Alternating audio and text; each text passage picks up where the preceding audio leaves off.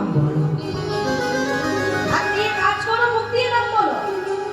তোমরা সকালে উঠে তোমাদের ঘর ঝাড় দিচ্ছ, তাও সমস্যা নাই, কিন্তু ঘর ঝাড় দিতে দিতে এইটুকু বলো, হরে কৃষ্ণ হরে কৃষ্ণ কৃষ্ণ কৃষ্ণ হরে হরে।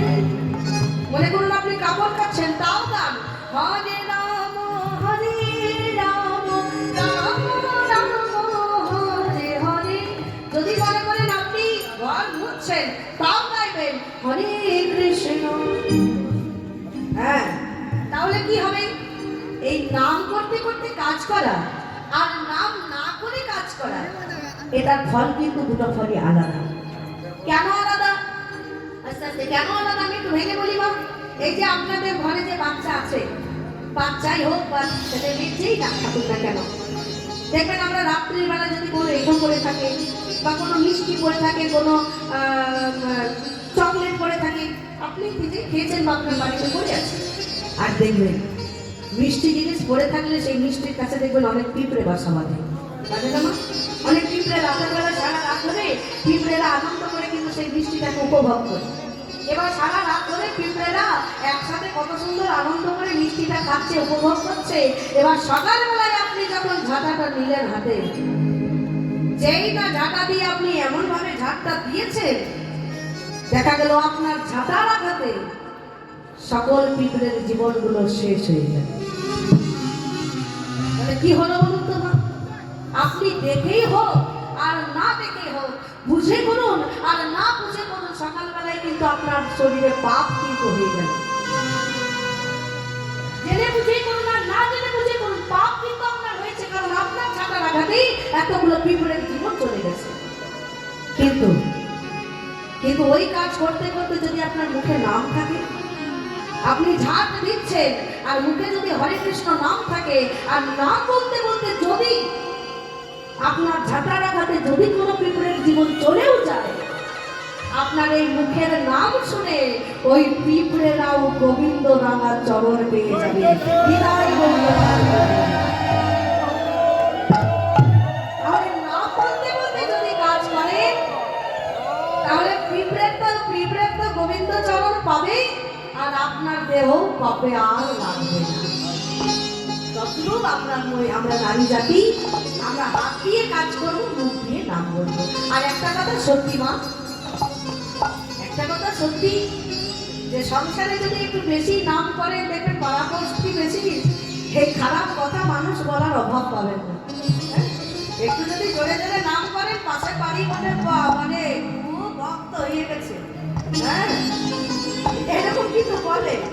একবার যদি মালা জপ করতে আপনাকে কেউ দেখে, বলবে বাবা রে সাধু হয়েছে রে, এখন মালা জপ করছে, একটা কথা মাথায় রাখবেন, যত হরিনামে বাধা আসবে ততই হরিনামের পথটা পরিষ্কার হবে। বাধা যে জিনিসে বাধা নাই, সেই জিনিসে কোনো আনন্দ নাই।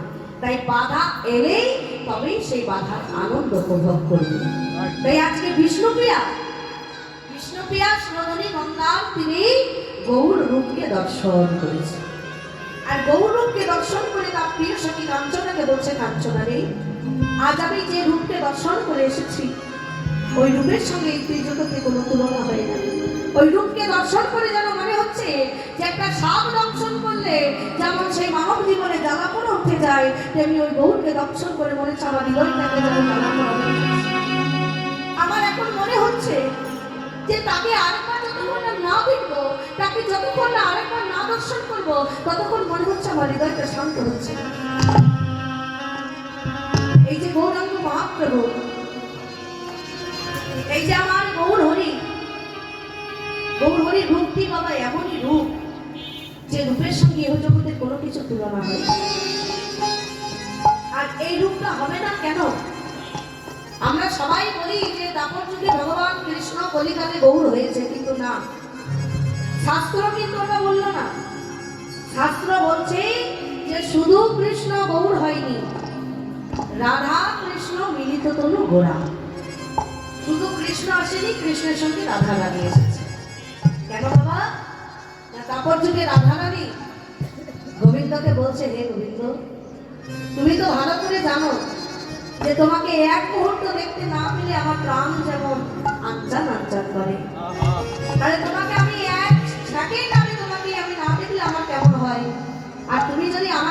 কলিকালে গৌর হয়ে নাম মিলাতে যাও, তাহলে তোমাকে না দেখে আমি থাকবো কেমন করে বলবো? আর তুমি যে বলছো যে তুমি কলিকালে গিয়ে হরি নাম মিলাবে, কি তো বধূ, মনে করো তুমি দাঁড়ে দাঁড়ে নাম বলছো, নাম দিতে চাইছো, কিন্তু কেউ তোমার কাছে নাম নিচ্ছে না, তখন তুমি কি করবে? বলছে কেন রাধে? ও রাধে, শুনে যাও, যদি আমার কাছে কেউ নাম নিতে না চায়, প্রথমে আমি তাকে জোর করব, জোর করে হরি নাম দেব।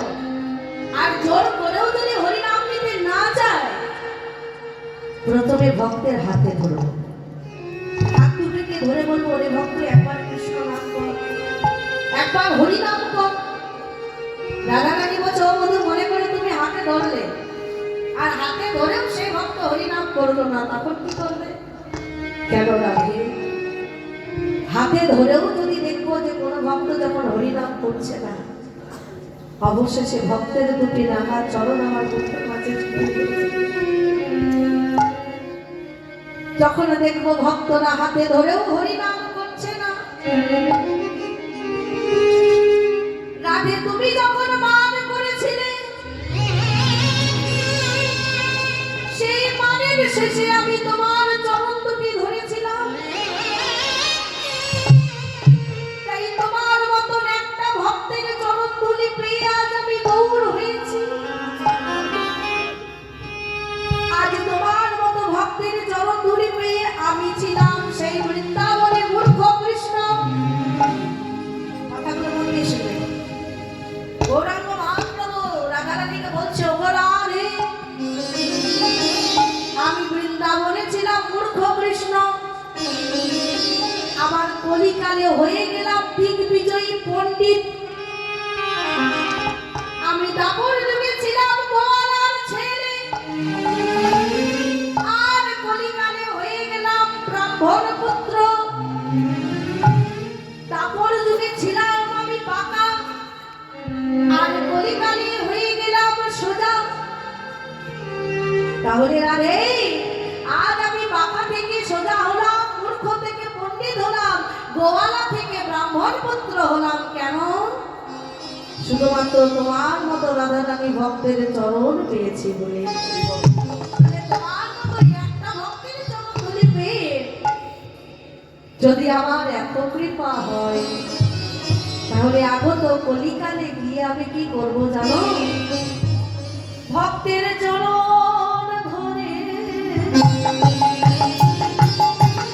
হরি নাম বিলাইব, ও ভক্তের চরণ ধরে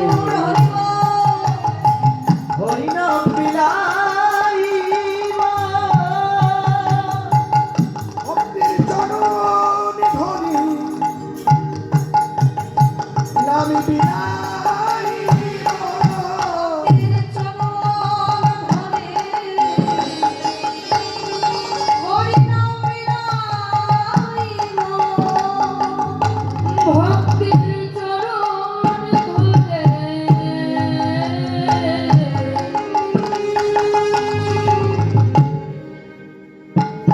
নাম বিলাইব। যদি হরি নাম না নিতে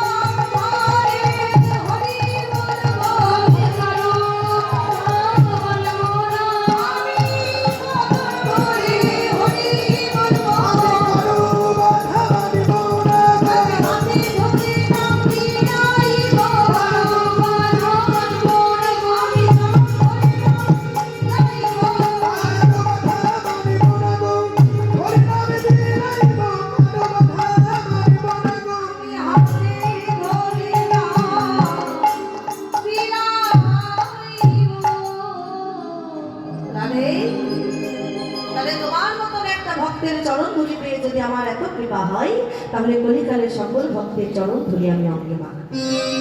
এই আজ বিষ্ণুপ্রিয়া আমার সখীকে বলছে, সখী রে সজনি হাম